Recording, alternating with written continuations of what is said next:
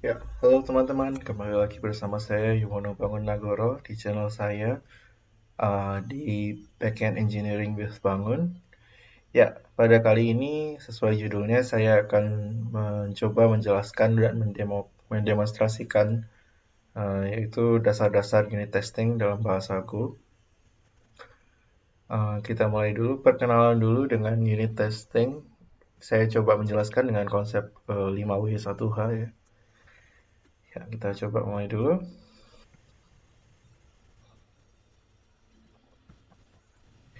Ya, apa itu unit testing? Dari beberapa sumber yang saya sudah kompilasi, ada satu pengertian yang saya dapat bahwa unit testing adalah salah satu cara untuk menguji dari unit, yaitu eh, bagian terkecil dari kode yang dapat di secara logis dapat diisolasi dari sistem dan juga selama unit testing terisolasi juga dari komponen-komponen di luar sistem. Kenapa unit testing penting? Why is unit testing important? Di sini saya mencoba memberikan satu kutipan dari Ken Beck dan Cynthia Andres di buku Extreme Programming Explained, Embrace Change. Eh, Mereka mengatakan bahwa eh, ada dilema dalam software development, yaitu kecacatan itu mahal, tapi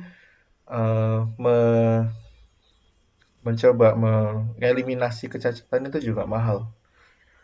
Nah, bagaimanapun sebagian besar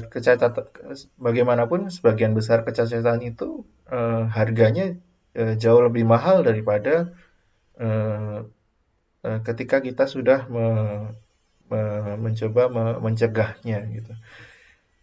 Artinya apa? Eh, harga ketika kecacatan muncul setelah pengembangan itu lebih tinggi daripada ketika kita mencegahnya gitu.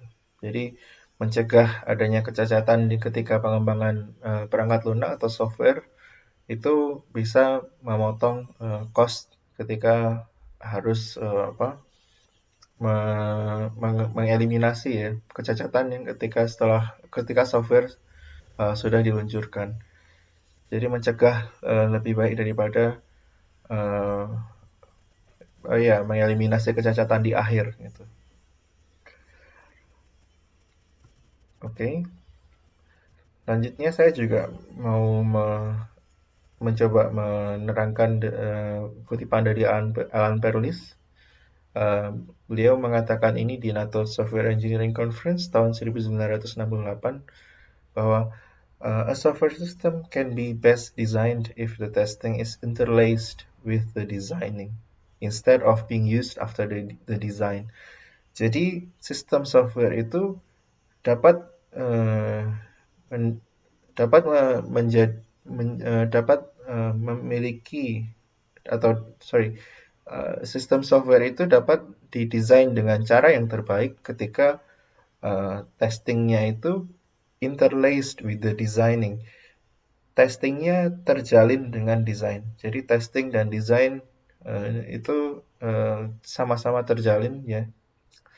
Jadi dilakukan secara bersamaan instead of being used after the design. Daripada testingnya itu dilakukan atau di apa dijalankan langsung, dipakai langsung setelah pengembangan.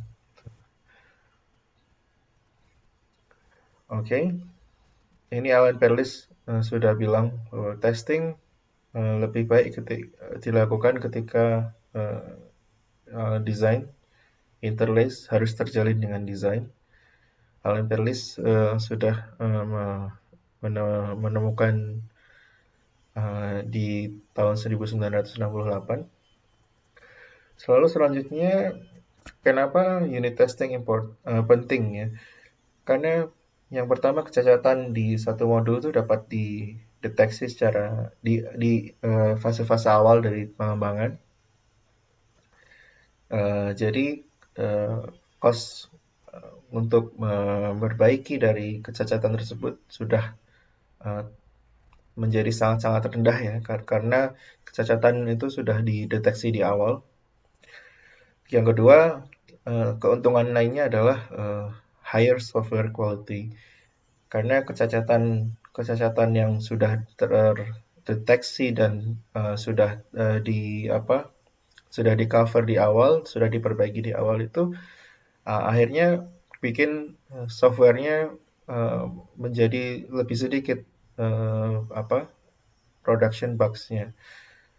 Jadi ketika software diluncurkan itu sudah sangat sedikit kecacatannya. Ketika kita sudah benar-benar melakukan unit testing dengan baik ya, dan coveragenya sudah 100% mungkin mendekati 100% juga, itu maka production bugs-nya menjadi lebih sedikit.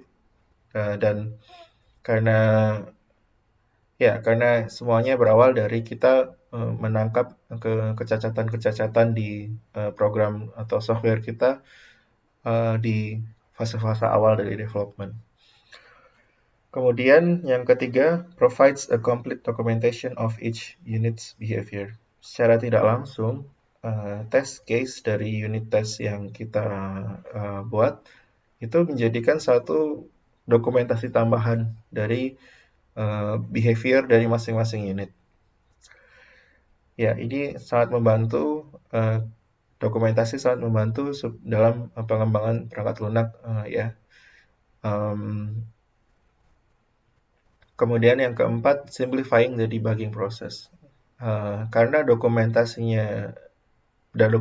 karena dokumentasi dari tiap behavior-nya sudah tercover, jadi ketika kita mau melakukan debugging ke satu unit, itu akan lebih mudah, ya. Karena kita sudah tahu behavior-nya, kalau kondisinya seperti ini, maka unitnya akan seperti ini dan sebagainya. Jadi seperti semacam ketika kita melakukan testing pada function atau method, ketika metodenya kita beri parameter seperti ini, maka apa yang terjadi gitu, behaviornya seperti apa, return value-nya seperti apa gitu. Akan lebih mudah melakukan debugging ketika kita sudah mengcover semua bagian dari unitnya. Kemudian apa sih scope dari unit testing? Kalau di bahasa Go sendiri, biasanya kita menemukan arsitektur yang simpel seperti ini. Ada controller layer, service layer, dan repository layer. Nah, di controller, itu biasanya request dari klien itu akan diterima dan proses ya. Kemudian di service, di situ biasanya ada bisnis proses yang bisnis logic yang akan diproses juga, yang bergantung pada repository. Oke.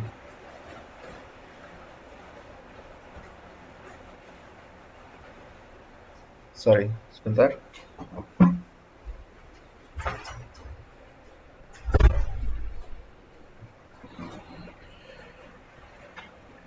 Ya, di scope dari unit testing ini adalah setiap package itu sendiri. Jadi masing-masing package controller atau masing-masing package service dan repository itu memiliki unit testingnya masing-masing.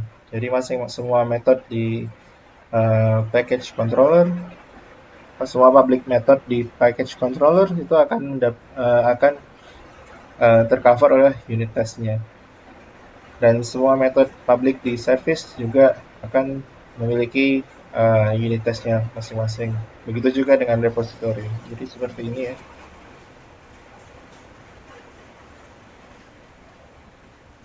Oke.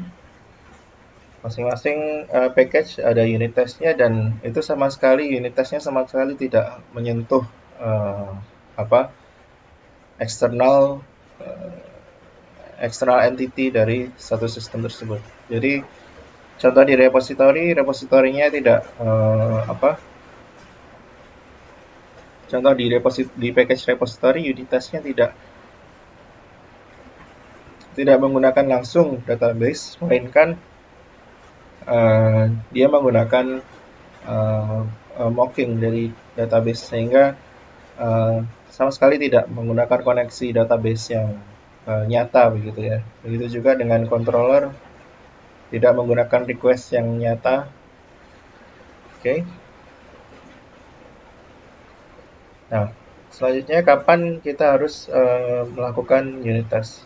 Ya, idealnya selama pengembangan atau uh, pengembangan software atau fitur, atau selama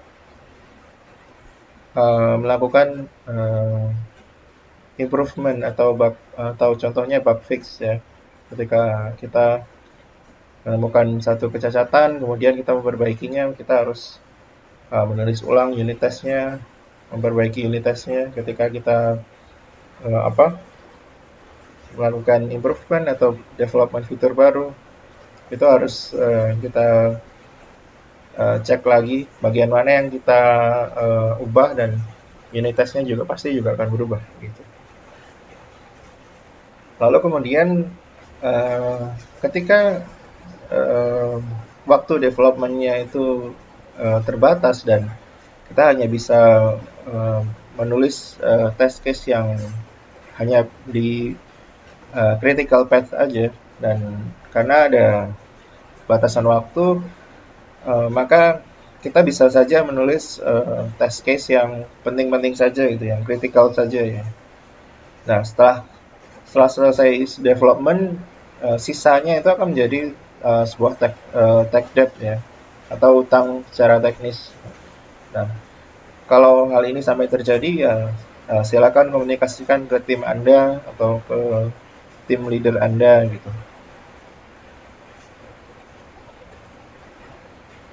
Nah, kemudian di mana kita menulis unit test? Seperti yang tadi saya jelaskan, unit test itu levelnya per package. Jadi masing-masing package ada unit testnya. Di dan di masing-masing function juga ada unit testnya. Jadi dia unit testnya biasanya ditulis di file terpisah yang ada di dalam package yang sama. Misalnya kita punya file isinya misalnya kita punya file yang judulnya, nama filenya product-repository.go di dalam package repositories. Di product-repository.go ini isinya fungsi-fungsi repository yang terkait produk gitu ya, atau metode yang terkait produk. Kemudian unit test dari metode-metode atau fungsi-fungsi itu biasanya akan ditulis di dalam satu file baru yang namanya product repository test.go pakai underscore di dalam package yang sama. Ya, ini standar penulisan unit testnya, nama filenya seperti ini. Tinggal ditambah underscore test aja ya di bagian akhirnya nama filenya. Nah, kemudian siapa yang harus menulis dan memastikan kualitas dan coverage dari unit test? Ya, Anda sendiri sebagai software engineer tentu saja. Ya, ini ada meme dari internet. Jadi kita harus nulis unit test untuk unit test bagi kode untuk memastikan bahwa kode yang kita tulis sebelumnya itu sudah benar. Gitu. Oke, lanjut. Gimana kita mengimplementasi unit test? Ya, ada beberapa cara atau metode untuk mengimplementasikan unit test. Tapi yang pertama-tama kita harus melakukan listing, melakukan mengkoleksi ya beberapa kasus possible test case yang bakal muncul jadi satu behavior baru di fungsi kita. Jadi kita akan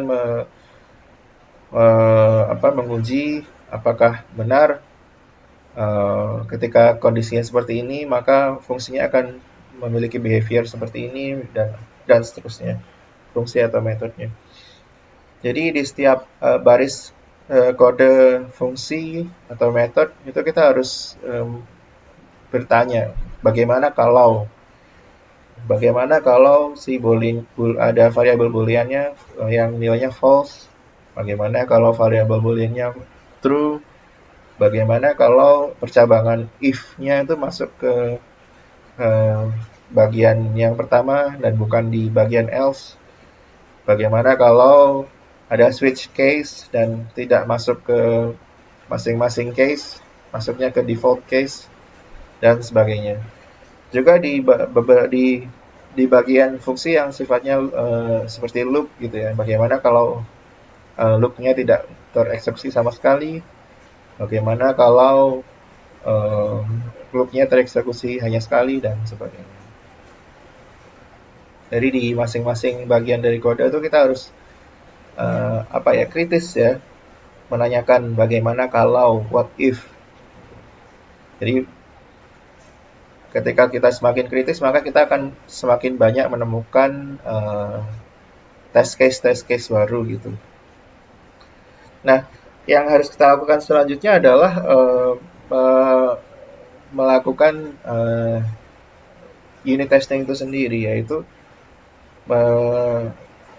menguji apakah expected behavior dari masing-masing test case itu dari fungsi dan atau metode tadi itu sesuai dengan behavior yang sebenarnya dari fungsi atau metode tadi. Nah, behavior di sini bisa didefinisikan sebagai memberikan output sebagai return atau memanggil fungsi lain dari dependensinya gitu. Misalnya service yang manggil repository. Nah, untuk yang kasus seperti itu, yang service manggil repository, di unit testing kita tidak memanggil repositorinya secara langsung, melainkan mocking dari repositorinya. Jadi yang dipanggil di unit test adalah mock dari repositorinya, bukan repositorinya langsung. Mock itu apa? Mock itu adalah implementasi tidak nyata ya, seperti implementasi abal-abal ketika kita melakukan unit test. Jadi benar-benar terisolasi secara logis, tidak tergantung pada eksternal. Oke.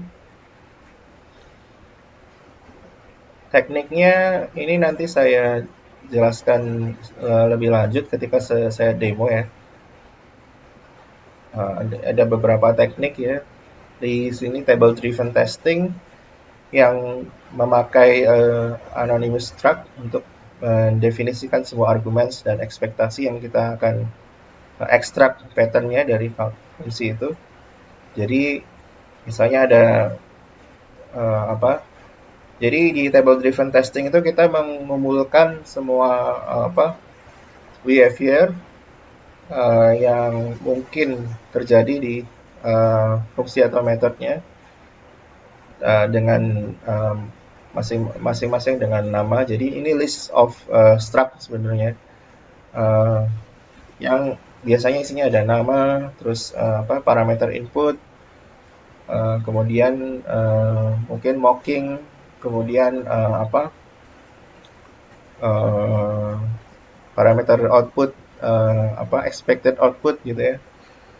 Kemudian lanjut ke nomor 2, subtest itu ya menjalankan masing-masing test case yang ada di list di table driven testing itu secara individual ya, menggunakan package testing.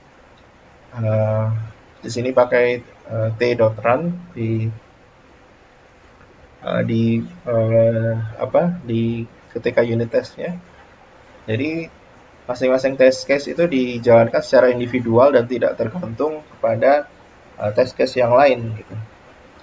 Kemudian yang ketiga adalah assertion. Assertion itu kita melakukan checking apakah output yang aktual, yang nyata, dan output yang kita expect itu benar-benar sama. Gitu. Contohnya di sini ada reflect.deepEqual buat struct. Kemudian ada mocking. Mocking seperti yang saya jelaskan tadi adalah kita bikin mock dari suatu interface yang akan dieksekusi ketika unit test dijalankan. Ya, biasanya mocking itu kita menggunakan library mockgen untuk melakukan unit testnya. Untuk generate mock dari satu interface. Jadi interface bisa memiliki implementasi nyata, ya, atau bisa memiliki implementasi mock-nya yang akan kita gunakan untuk unit test. Ya, ini contohnya, semoga kelihatan deh. Di sini kita menggunakan table driven testing dan subtest dan assertion. Table driven testing ini teman-teman bisa lihat di sini kita ada list of anonymous struct dan anonymous struct-nya itu punya nama, input, dan expected result. Inputnya nanti akan di-passing ke function di sini ketika fungsinya dipanggil. Oh ya, di sini masing-masing test case itu akan di loop dan dijalankan ya menggunakan t.run tadi. Subtest t.run terus nama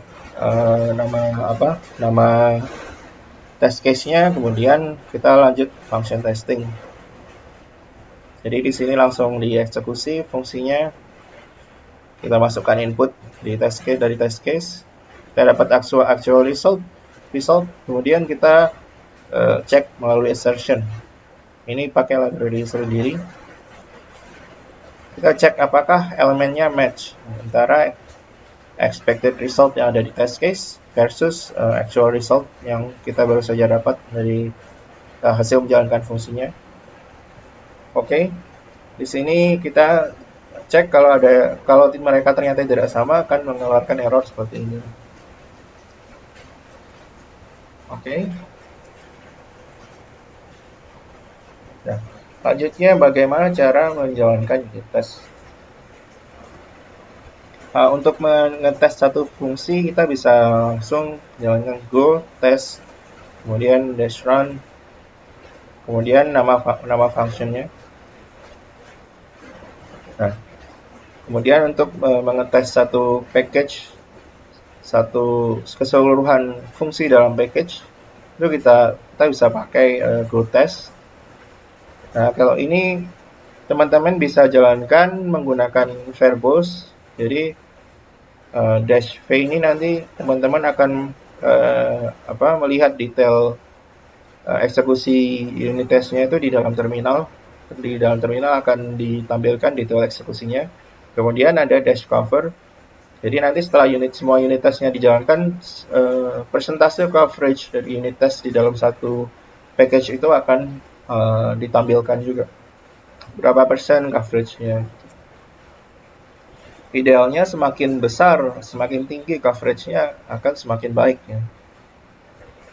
Nah, kemudian ada satu lagi untuk menjalankan unit test di semua package dalam satu code base, itu bisa jalankan seperti ini, go test diikuti dengan triple dot seperti ini dari luar ya. Jadi ini ketika teman-teman punya satu code base atau repository yang memiliki beberapa package, teman-teman bisa jalankan ini, maka semua unit testnya akan dijalankan dari semua package. Nah, ini di Visual Studio Code atau mungkin di IntelliJ itu sudah canggih ya kalau ada ekstensi Go-nya. Di Visual Studio Code ini bisa langsung dijalankan di atas nama fungsinya. Ini nggak perlu tes, langsung klik aja di sini atau di sini run. yang saya bulatin ini, tombol hijau ini, tombol play di sini, bisa langsung diklik, lalu unit testnya akan jalan sendiri. Ketika teman-teman coding di Visual Studio Code, kemudian install package Go. Lalu di sini adalah contoh eksekusi unit testnya. Di sini verbose dan ada coverage-nya. Coverage dari unit testnya itu sendiri. Oke. Oke, langsung saja kita lanjut ke demo. Ya, di sini saya ada satu terminal.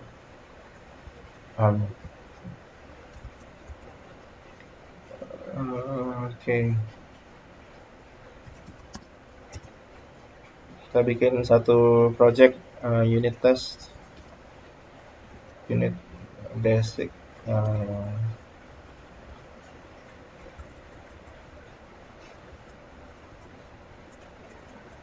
Unit test basic. Oke.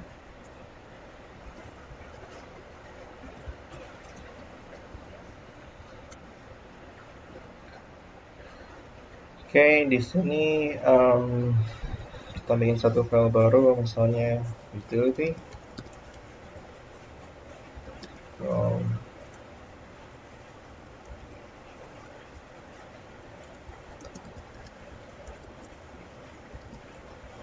Test basic. Jangan lupa kita buka terminal.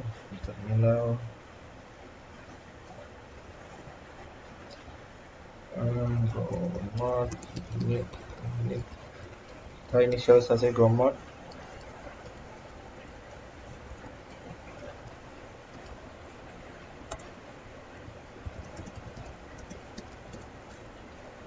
Oke. Ya, kita bisa mulai bikin satu metode ya, contohnya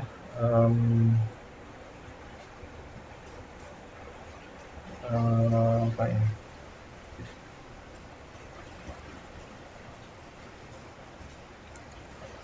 Function filter out. Di sini saya coba bikin function filter out.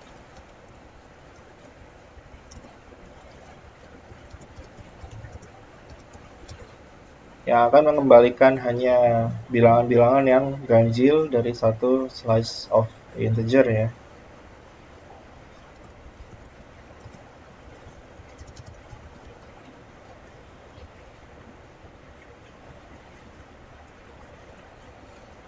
Contohnya di sini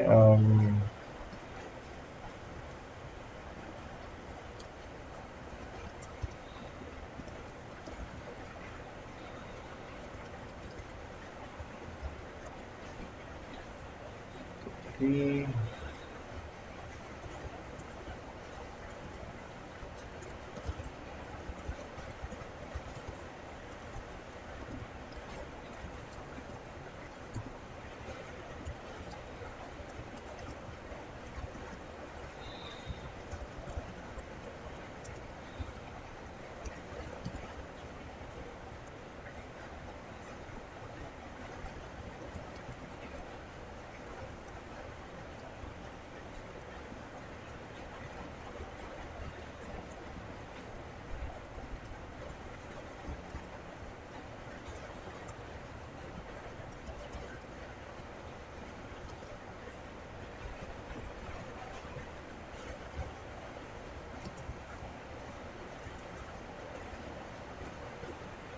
Oke. Jadi kita menerima input berupa slice atau array of integer yang kemudian kita cek masing-masing elemennya. Kalau dia ganjil maka akan masuk ke new slice. Kalau tidak diabaikan. Kemudian kita return new slice-nya. Nah, gimana cara kita bikin unit testnya? Kita bikin file baru. Di sini utility underscore test.go. package, kemudian kita import testing, kemudian kita bikin function test apa tadi, filter out.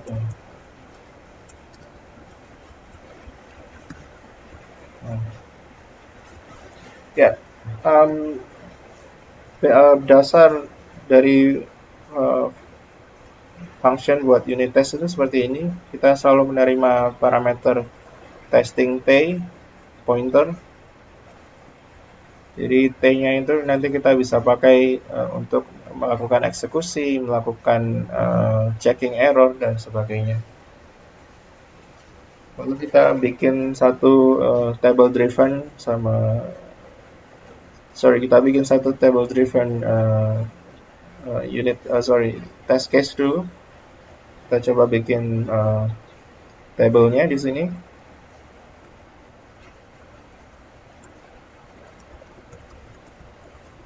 Test case adalah satu slice of anonymous struct. Sini ada name, string, ada input,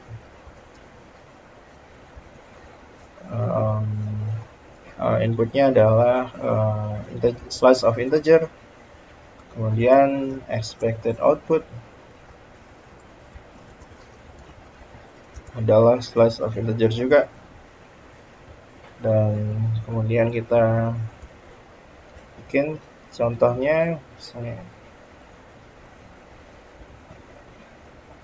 empty slice input returns empty slice. Nah, di sini namanya saya sarankan semakin deskriptif ya akan satu behaviornya. Jadi behaviornya ketika dimasukkan empty slice input maka akan return empty slice juga. Nama ini semakin deskriptif semakin baik. Jadi akan jadi dokumentasi yang berharga ya ketika nanti teman-teman maintain fungsinya gitu. Inputnya berupa slice of array yang kosong. Expected outputnya juga. Oke. Ya.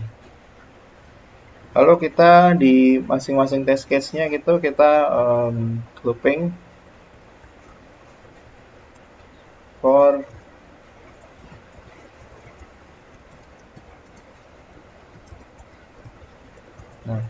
di sini kita run pakai variable t tadi, pakai tc.name, kemudian ada function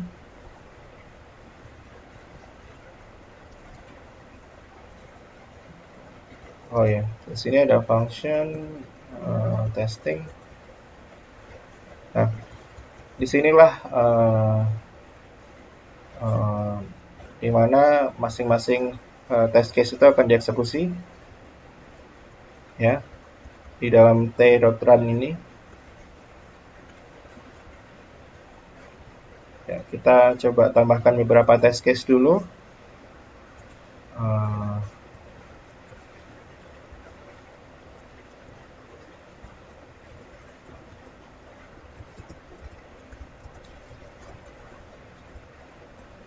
Name-nya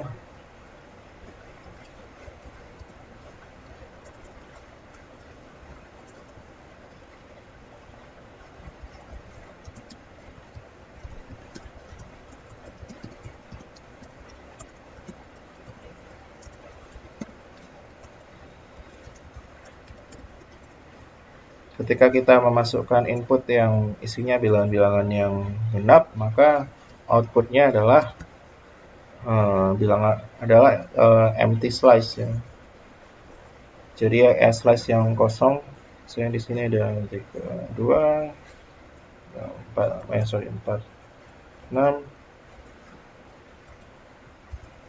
7, 6, 8, 10, 100. Dan expected outputnya kosong, slice kosong. Kemudian di sini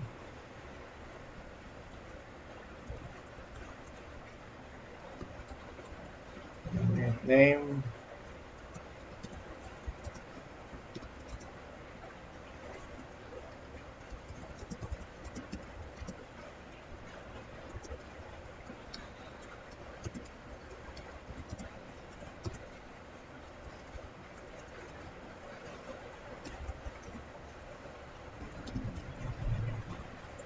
ketika kita masukkan input yang isinya bilangan-bilangan campuran antara genap dan ganjil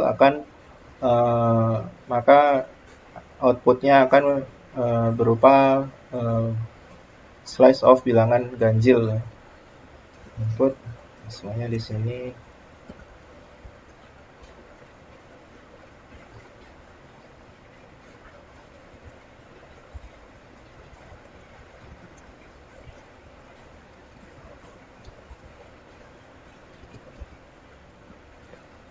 outputnya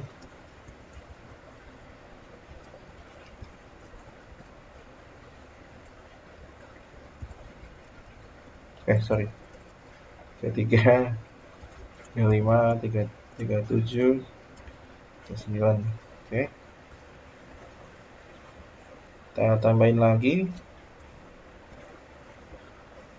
name,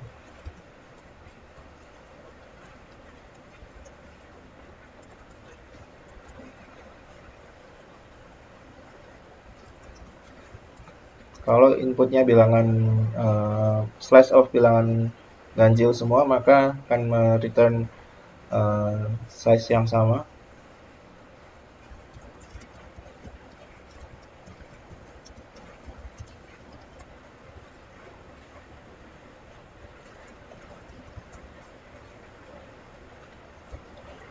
Misalnya di sini input berupa integer,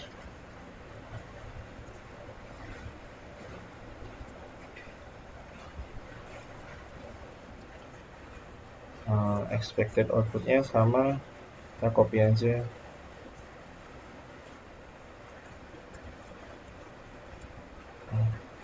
Oke, sini 0,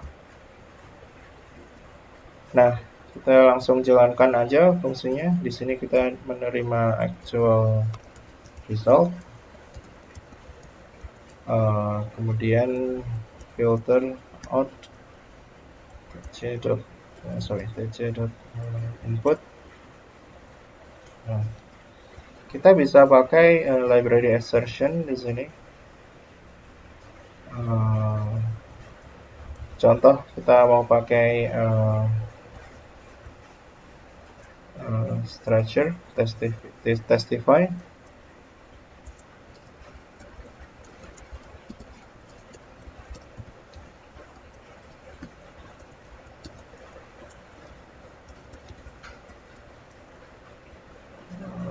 Kita go get package. Oke, sudah dapat. Insert elements match. Kita bisa pakai assertion di sini elements match ya.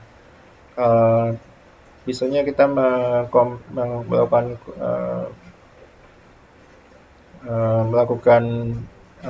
perbandingan dua array, dua slice gitu di sini. Dan kalau di sini returnnya true atau false.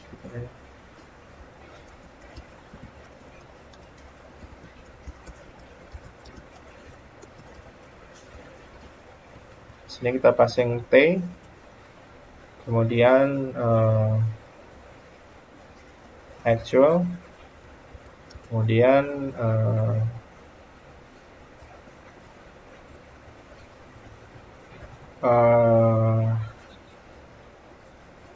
tc.expected output.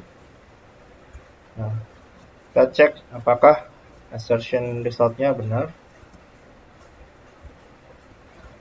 Nah, kalau salah kita akan keluarkan error ya.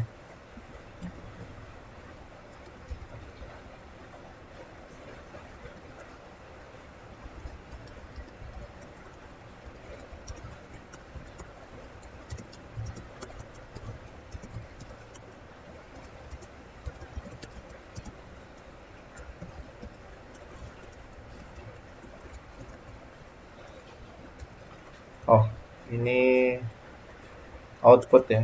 Sorry. Sini juga output juga.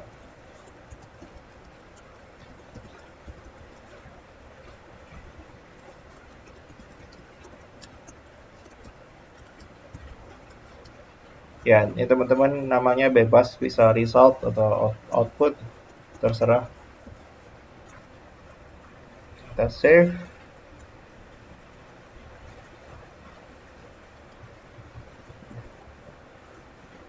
Kelihatan ya? Masih kelihatan ya? Maaf ini kalau suaranya agak gimana karena di tempat saya masih hujan.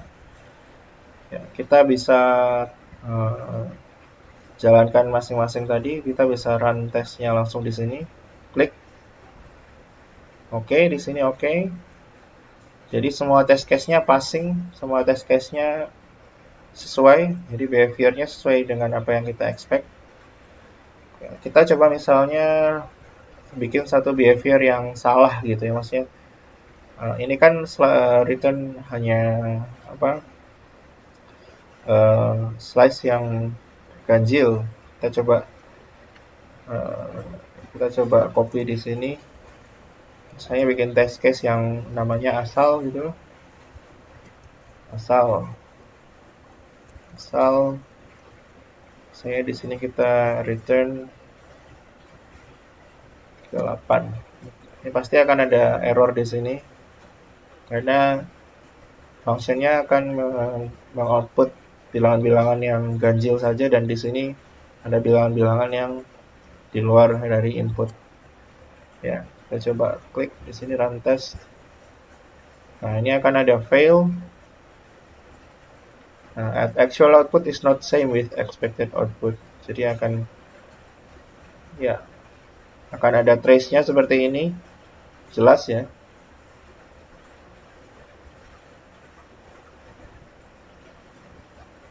Di sini. Oke. Sama juga ketika kita mau testing, go test, run,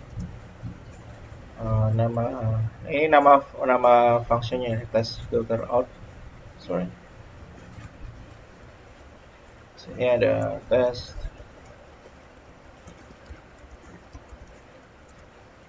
Nah, sama juga.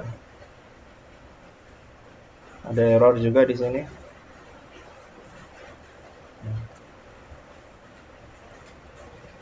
Kita coba hapus. Ya. Kita jalankan lagi. Passing. Ya, sesuai tadi kita juga bisa testing menggunakan flag verbose dan coverage. Screen face.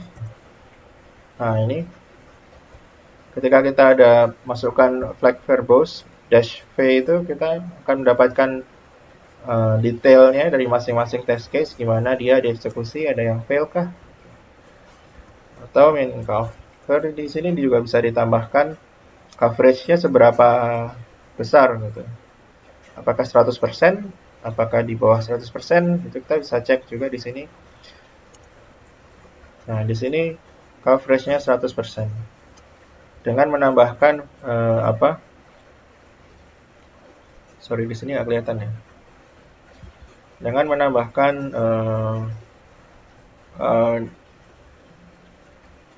dash cover di sini, kita bisa dapat coveragenya.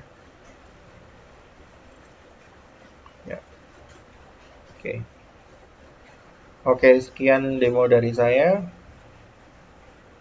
Cara-cara lain nanti teman-teman bisa bisa coba sendiri.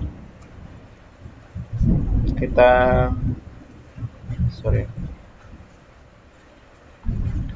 kita lanjut ke presentasinya. Nah, kemudian apa saja best practice dari unit test itu sendiri? Ini saya ambil dari Microsoft. Kenapa Microsoft? Karena Microsoft ini adalah salah satu pemain software solutions yang terbesar ya, yang sudah punya pengalaman 40 tahun di bidangnya dan ya menghasilkan keuntungan besar dari produk-produk softwarenya. Yang pertama, uh, buat satu uh, automated unit test buat masing-masing kelas atau API buat major component. Nah, menulis unit test itu seharusnya menghabiskan waktu 40% dari uh, development time kita. Ya. Jadi unit test yang automated unit test di code-nya, dan kita harus bikin unit test itu juga mengalokasikan waktu 40% dari total waktu kita untuk nulis unit test. Nah, kemudian create test untuk buat tes untuk masing-masing user story. Nah, jadi ketika user melakukan apa, inputnya seperti apa, maka dites. Jadi tidak hanya pandangannya ke fungsi saja, tapi ke skenario yang mungkin terjadi ketika user melakukan sesuatu. Nah, this should be preferably automated. Nah, ini sebaiknya diautomasi.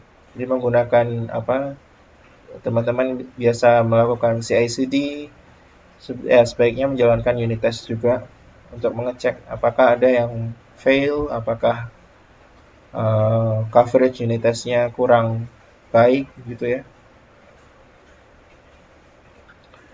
Nah, kemudian create check-in policies that remind team members to run unit test before checking in code. Jadi check-in policy ini sebenarnya aturan buat masing-masing anggota tim untuk jalanin unit testnya dulu sebelum masuk ke code-nya.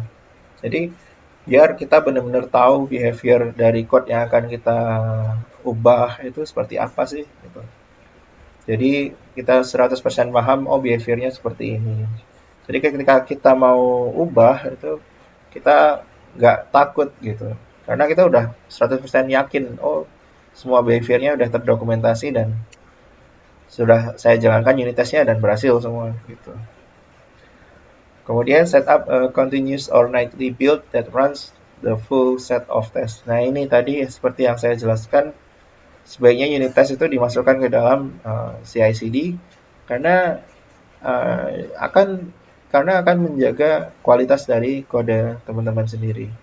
Ketika teman-teman menjalankan satu build proses, ketika ada salah satu unit test yang gagal, teman-teman akan sadar bahwa oh perubahan yang saya buat itu merusak unit test, atau oh perubahan yang saya buat itu harusnya uh, diubah juga unit testnya gitu. Jadi teman-teman akan menjaga kualitas unit test dan kualitas code teman-teman itu sendiri. Kemudian monitor test coverage. To ensure that all of your code is tested, aim for coverage of at least 70%. Jadi teman-teman harus rajin-rajin tuh monitoring coverage dari atau cakupan dari kode yang sudah dites, dilakukan unit test gitu. Nah, di sini Microsoft bilang bahwa aim for coverage of at least 70%. Jadikan targetnya itu minimal 70% dari kode yang teman-teman tulis itu sudah tercover oleh unit test. Oke, itu kemudian lanjutnya run manual test near the end of every sprint. Jadi kadang-kadang unit test saja nggak cukup, harus harus dilengkapi dengan manual test. Gitu. Kalau kita ada deployment di satu apa di satu sprint kita ada di deployment di bagian A misalnya, bagian A-nya harus kita manual test juga. Selain tentu memastikan bahwa bagian A tersebut unit testnya sudah jalan semua. Gitu. Oke, selanjutnya sepertinya itu saja dari saya. Terima kasih sudah menonton video ini. Klik like bila teman-teman suka, komen bila teman-teman ingin menyampaikan sesuatu, dan share apabila video ini bermanfaat. Subscribe ke channel saya, Bangun Nagoro. Bila teman-teman belum subscribe, silakan subscribe. Dan akhir kata, terima kasih dan sampai jumpa di video saya selanjutnya. Bye.